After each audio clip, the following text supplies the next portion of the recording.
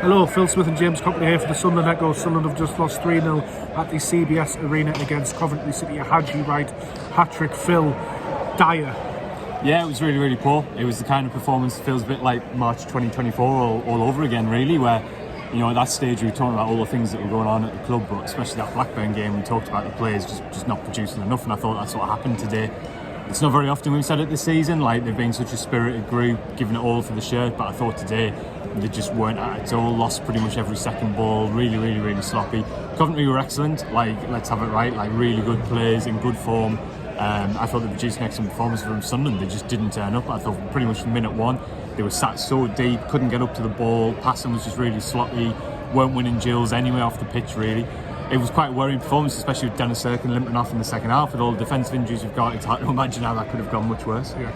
First time Sunderland have lost by more than a one-goal margin since May the 4th. That's what's concerning for me, Phil, is that Sunderland have lost games this season, but it's usually been marginal and it's been by a goal or so. Today they were just ripped apart. They didn't turn up. I thought Lebrisse's selection and substitutions can possibly be questioned. It's always easy to say that after a loss. I thought Alan Brown needed to come on, potentially should have even started the game.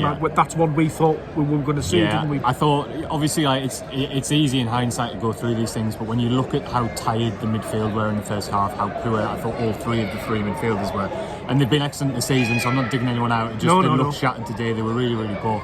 I thought it was incredible that he didn't change it at half time. And then soon after, but still. And then to not bring Alan Brown on. I mean, the actual subs in terms of going to a 4-4-2, bring Isidore on, did work briefly. Like, Sunderland had a couple of good chances. Like, it definitely pushed Coventry back. So that element of it was absolutely fine. But I couldn't believe really that he didn't look to get some fresh legs on in midfield. I was really surprised at that. And that's the main worry for me, is just how many players at the moment look tired and a long way short of their best. You could pretty much go all over the pitch really. I thought Luke O'Nien was really good today.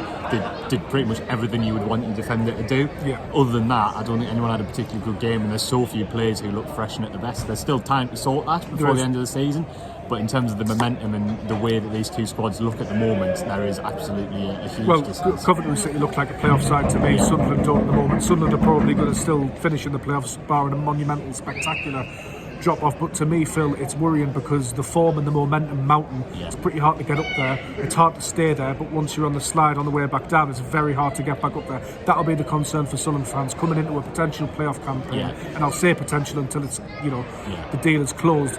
But you don't want to enter or limp into the playoffs, really, do we? No, and there's still time to turn that around. I mean, that's the one positive. There isn't international break coming up. We have to give these players some credit in that we have not talked about performances like this all season. Like, it's incredibly rare for us to question the application. The last time we did was Sheffield Wednesday and Blackburn Rovers last season. Yeah. So I think that's worth bearing in mind. There is still time to get things right, freshen things up.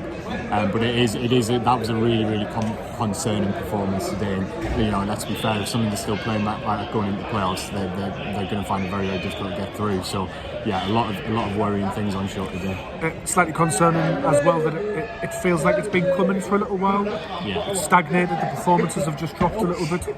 Yeah, it's been very unusual for them to be that far off the pace, I think. But as you say, like as I was saying before, like there's so few players who feel like they're at their best form and really feeling really fresh, and that's why we haven't seen them anywhere near their best for a while. And that's definitely the concern: is that can Lebrisse correct that? Can he rest the players he needs to? Can he bring the players in who need minutes? It definitely needs freshening up. I think you can really feel that at the moment. Yeah, absolutely. Not much more to add from me, Phil, do you? No, it was just a shocking afternoon. We're a bit stunned there, aren't we?